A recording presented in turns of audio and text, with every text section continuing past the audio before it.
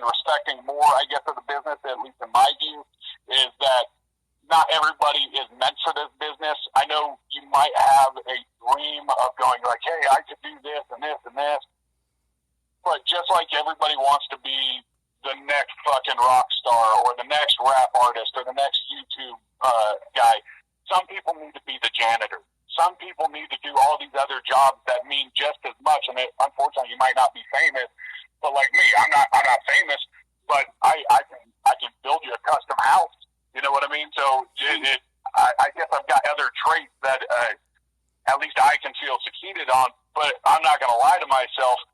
And other people, I don't think necessarily always have the heart to be a professional wrestler in that sense, to protect the business the way I feel it should be respected and at least, guarded. So we are hard, but at the same time, both me and Dex will do anything and everything for all of our students.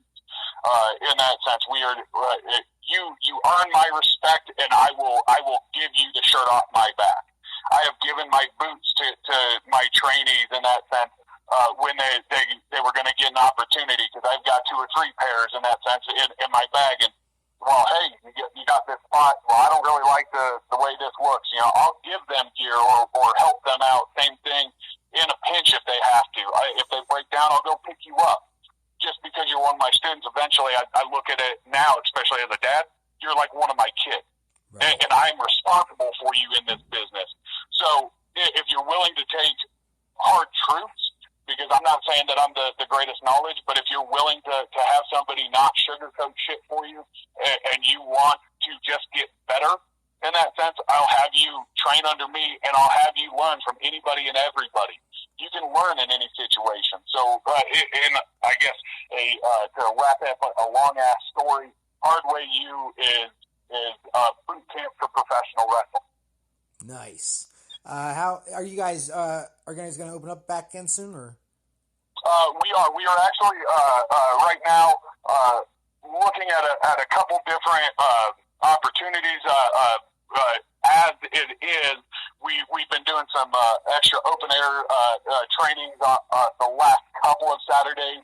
Just really get guys out there to just literally run around, not touch each other, but try and get their lungs back together. Because again, 2-3 months off, can obviously screw up a lot of guys, especially just like you could probably go run 10 miles, but doesn't mean you're going to do a 10-minute match. Right.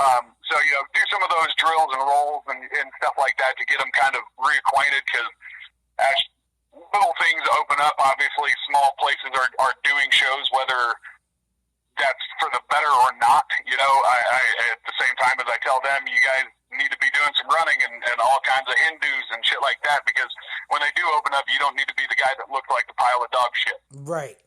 So, in that sense. But again, I'm a, I guess, hard figure in that sense. But at the same time, as you know me, I can be a sweetheart when I need to be. And honestly, all I want to see is people that really love this business succeed, and I want to see a good industry thrive again. I love AEW coming up, and MLW, I hope Hammerstone, as you know, man, he's over there, and I think he can take that to new heights. I remember him breaking into the business and just seeing him going, like, well, I mean, we'll see, and just how quick he progressed. It's like, okay, because Arizona to me was West Texas, but had bodies. A lot of guys that shit talk, but they actually went to the gym at least. You know what I mean? Right. Or a lot more of them did. So you go in and go, well, I'm a thick brawler, and damn, you got muscles. Okay, let's do this. But like so when you go, well, he's a young kid that's in good shape, but let's see what he's gonna do. And I mean, bro, I was at his first match. I was at his first ever match, dude. It was an EXW, wasn't it? Yep. Was it at Toby's, right? No. No? His first match was a school fundraiser in South Phoenix. Was it for EXW? Yeah. Okay, because I mean, we did a couple of those school shows there, and I actually, some of my favorite times were doing some of those school shows, because I shaved my mustache into a Hitler stash at that time. As I was growing my hair out, so I looked ridiculously stupid.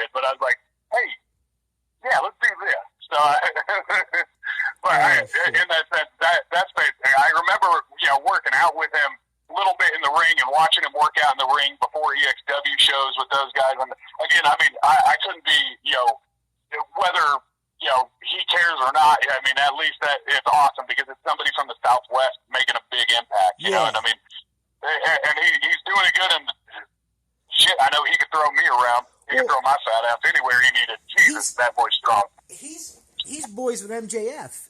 So yeah. I definitely see him in AEW in the future.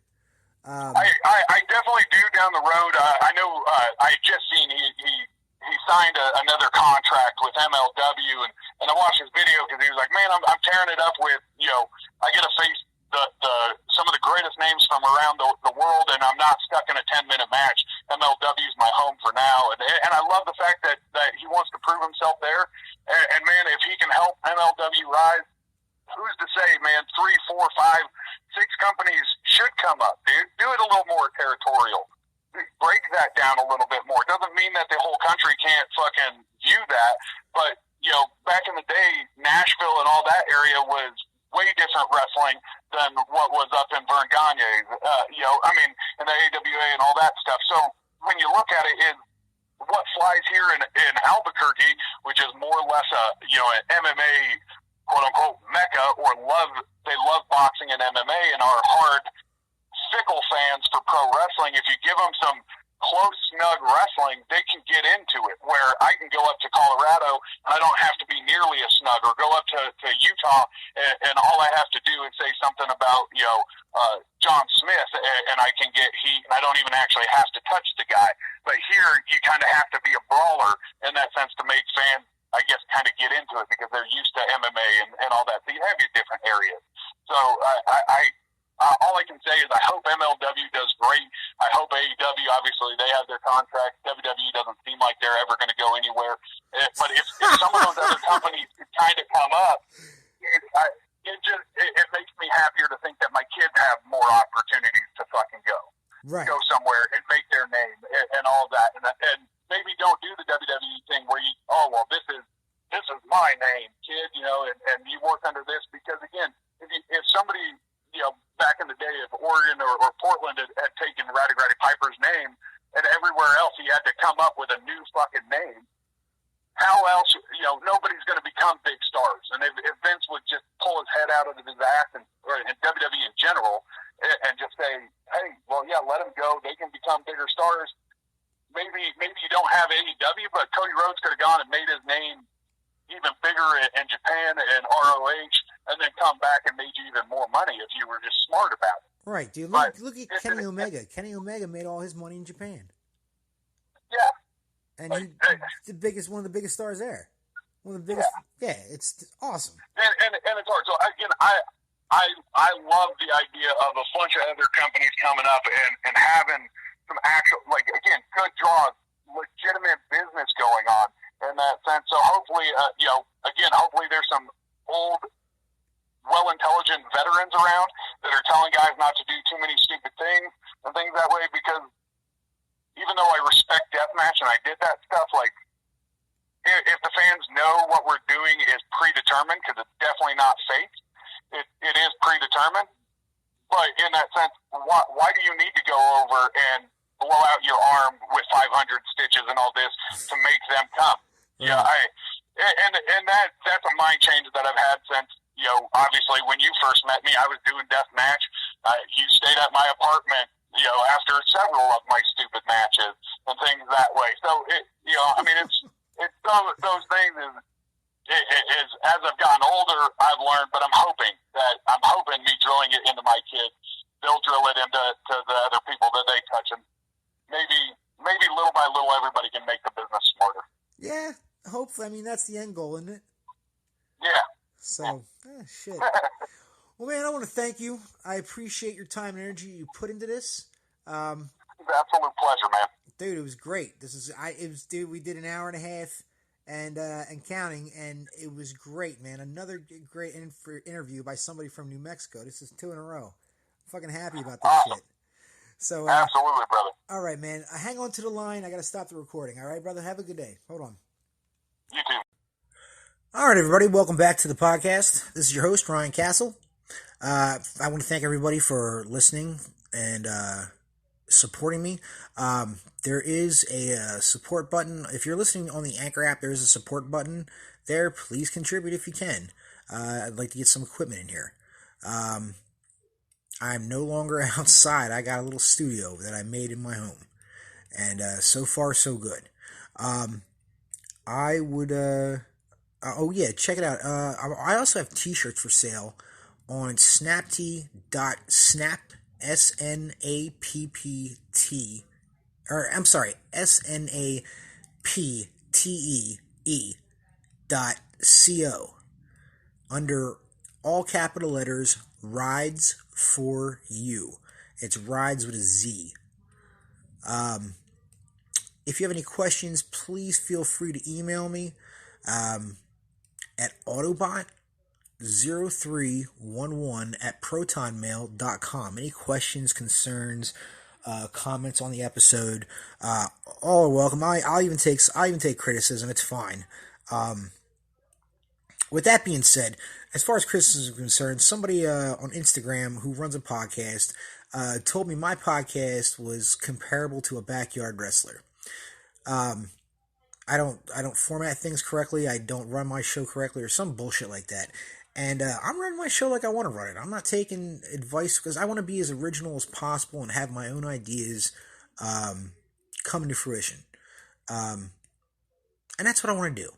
And it's an experiment. And if I fail, I fail. Then I learn how to do it the right way and try it a different way if I fail. So, I mean, that's all you can do. You just got to go back to the drawing board if you don't do well. Anyway, I'm happy, and I'm not content, but I'm happy with the amount of listeners that I have so far. This thing's picking up. I'm going to try to start scheduling 3 shows a week instead of 2. And so I can pop out some more episodes for you guys. I just want to say thanks to my listeners in Ireland. I did not know I had listeners in Ireland. That's pretty awesome. Thanks, guys. I'd love to hear from yous and hear what your viewpoints are on things going on in your world. So if you're out there and you're listening and you live in Ireland, email me, please. And maybe we can get in contact with each other and I can put you on the show, or I can read your comments or questions or whatever you want to put onto the show. Let me know how everything's going in your part of the world. I have a couple of listeners in Spain. Gracias. I'd like to talk to you guys as well. If anybody's going through the hard times that my friends have been going through, that everybody around me has been going through, let it out. Don't keep that shit bottled up. If you want to talk on the podcast, I'll give you the time to talk. I'm all about giving your average American their 15 minutes of fame if I have to.